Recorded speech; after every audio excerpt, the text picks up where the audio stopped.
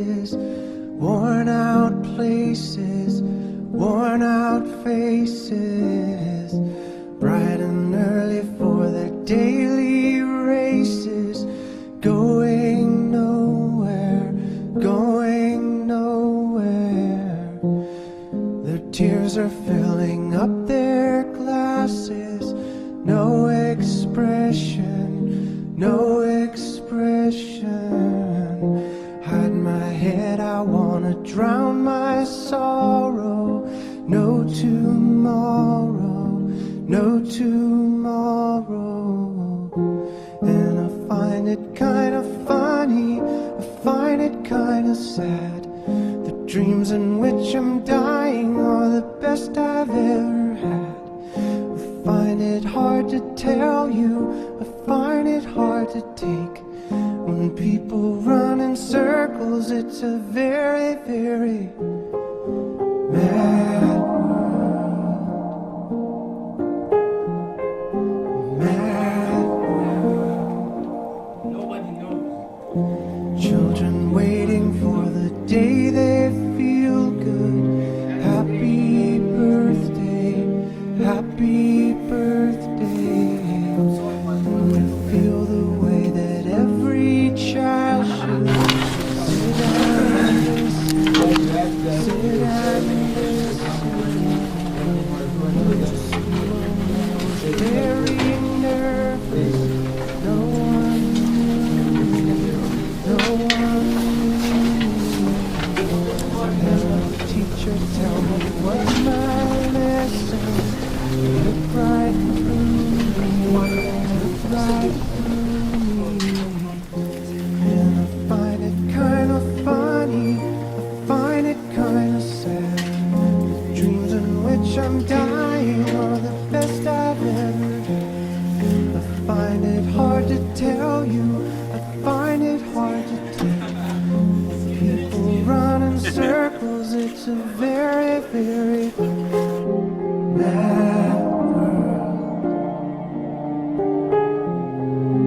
Mad world.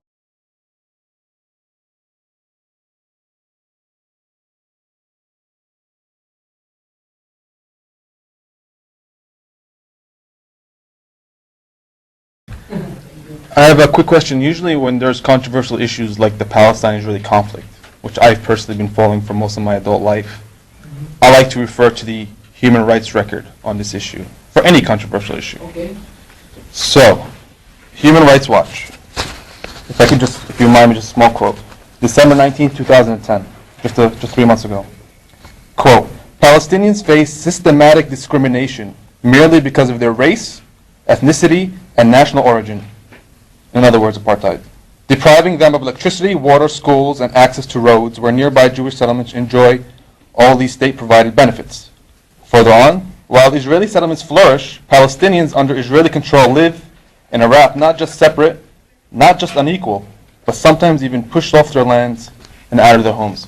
Unfortunately, we have the problem of the documentary record, mainly the problem of facts.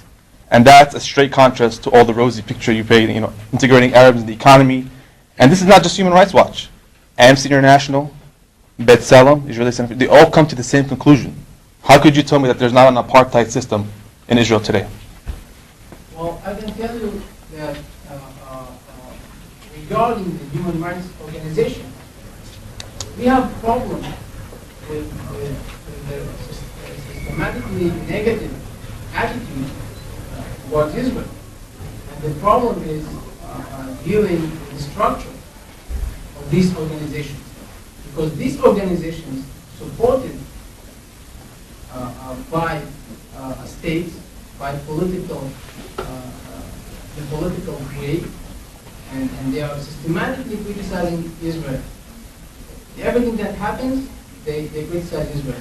Now, I'm not saying that everything is perfect in Israel, but Israel is the only place in the Middle East that journalists can go and take pictures and photos and do research. Now, if I speak about the Human Rights Council, for example, and related it to the things that happened, the Human Rights Council in the UN issued 9 decisions, 5 of them were against Israel. Also another organization. Do you know who were the members, 2 members of the Human Rights Council? I know Libya was one. Libya and Syria. Okay. So now the people in the world can see what's happening in Syria and Libya. And if you compare the situation between Syria and Libya and Israel, you see the difference.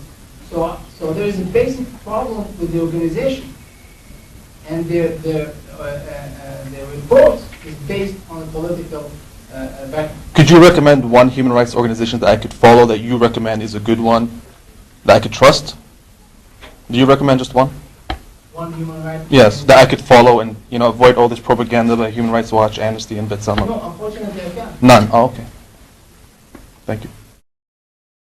No doubt that within the occupied territories, Palestinian land, that there is a horrendous example of apartheid.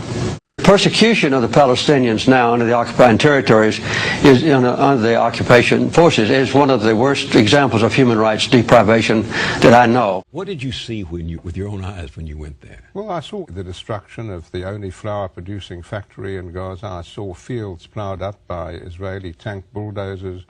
I saw chicken farms for egg production completely destroyed, tens of thousands of chickens killed.